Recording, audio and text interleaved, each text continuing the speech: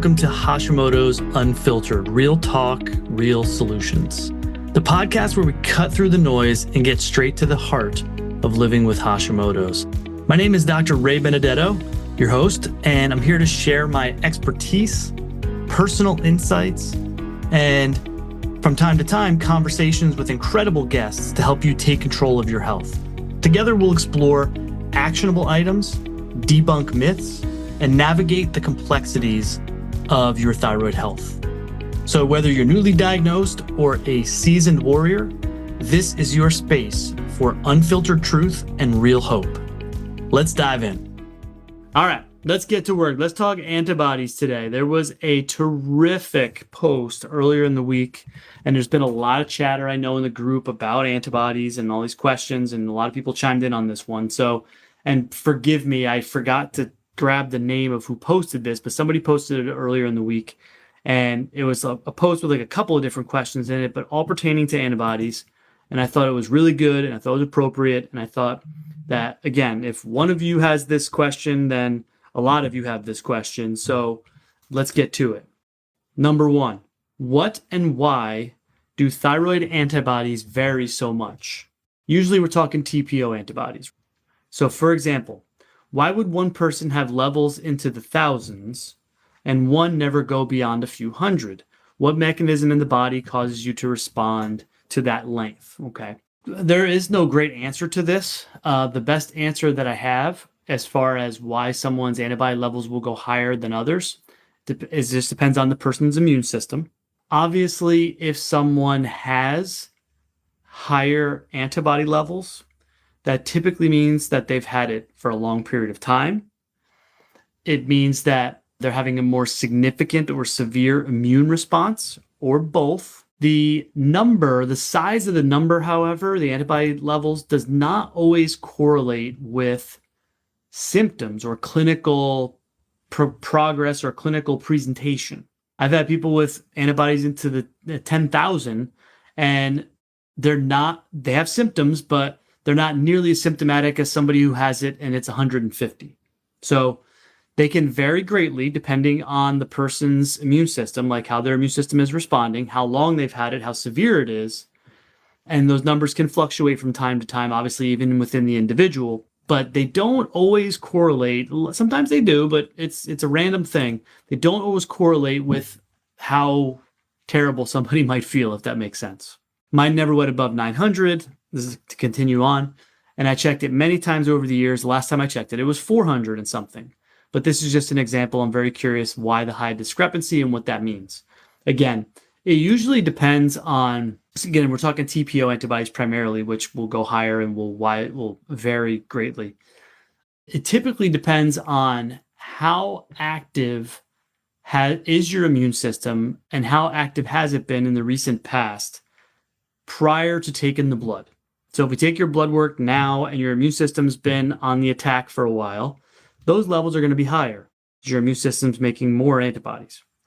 If, however, you've been in a bit of a lull or a bit in remission, or like your immune system has been kind of chilling out for a little while, then those levels will drop down. So they'll kind of ebb and flow with where that person's immune system is at on the attack scale, if you will. And how it's attacking, like how aggressive it is being. So those numbers will ebb and flow depending on that, depending on when we take the blood work. Now, in someone who's untreated, right, like which is most people until they get to me, because medicine doesn't treat this at all. They have untreated Hashimoto's. That number will just be all over the place. Usually over time it trends higher, but that number will be all over the place. When we do treatment, right, the goal with treatment is to get someone figured out, get to the root causes of their issues, get them better, get them treated, get those things fixed so they get better, so they feel better, obviously, symptomatically, and their health improves. But then over time to have those levels go down, right? Now that takes time, but the trend that we want to see is that those antibodies do this with treatment. I hope that would make sense. So we can get them as low as we can. They'll never be zero, but we want to get them as low as we can and undetectable if we can get it there. Third part of the question, do the levels also indicate active thyroid tissue as the antibodies are going up, and inactive thyroid tissue or dead thyroid, as the endocrinologists would call it, as antibodies decrease because there's no longer viable thyroid tissue to create antibodies against. So in theory, this would make sense. So if we have more active thyroid tissue there would be more for the antibodies to attack. And if we had less active thyroid tissue or dead thyroid, as the endocrinologists would say, that there would be less because there's less targets, right? In theory, yes. In practice, not necessarily. I have seen people with sky-high thyroid antibodies and they had their thyroid removed 20 years ago.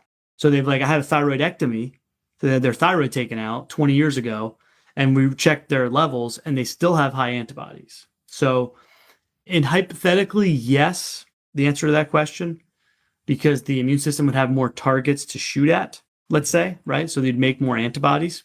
Some of the targets, however, like TPO, thyroid peroxidase, is an enzyme that your body makes. So even with quote unquote dead thyroid tissue, your body would still be making these enzymes. And that's what the immune system is targeting, not necessarily the thyroid cells themselves, like the tissue.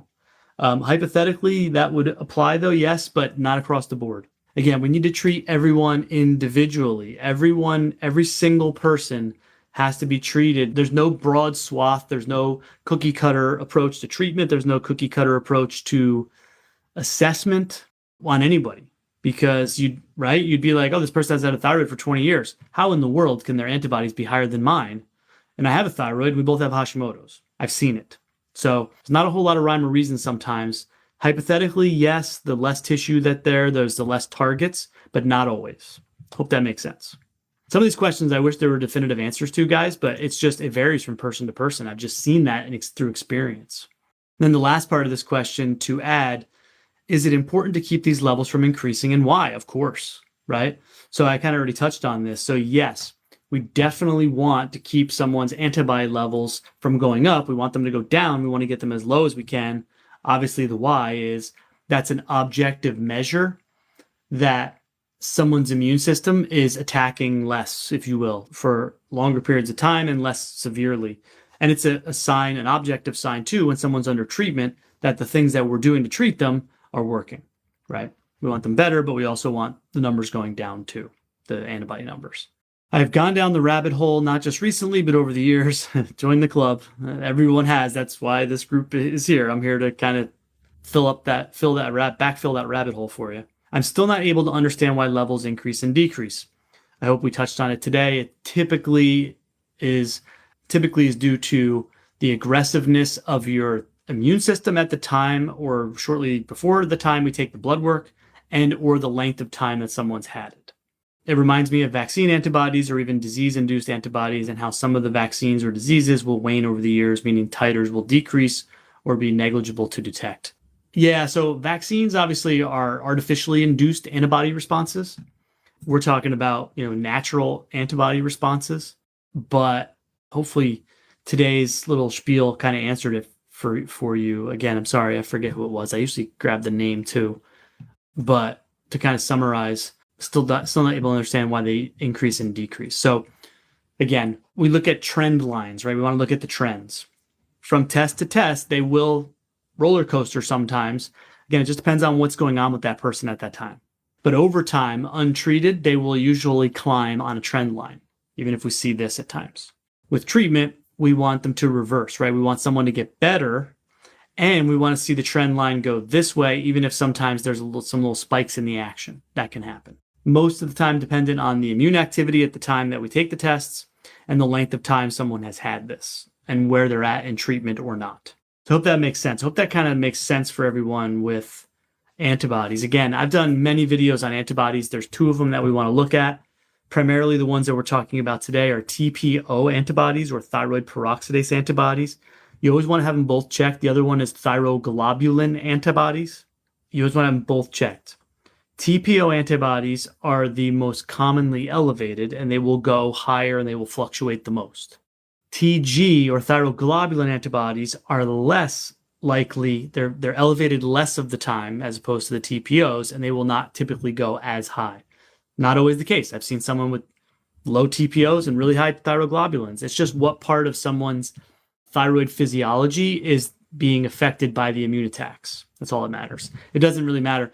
That's why we check both. If either one of those numbers, or both obviously, are elevated, it's a positive diagnosis and it's something we want to monitor. I have had many people who have only had the TPOs checked, and I tell them you got to check both. Yes, it's not nearly as common, but some docs will only check the TPOs because they are the most commonly elevated.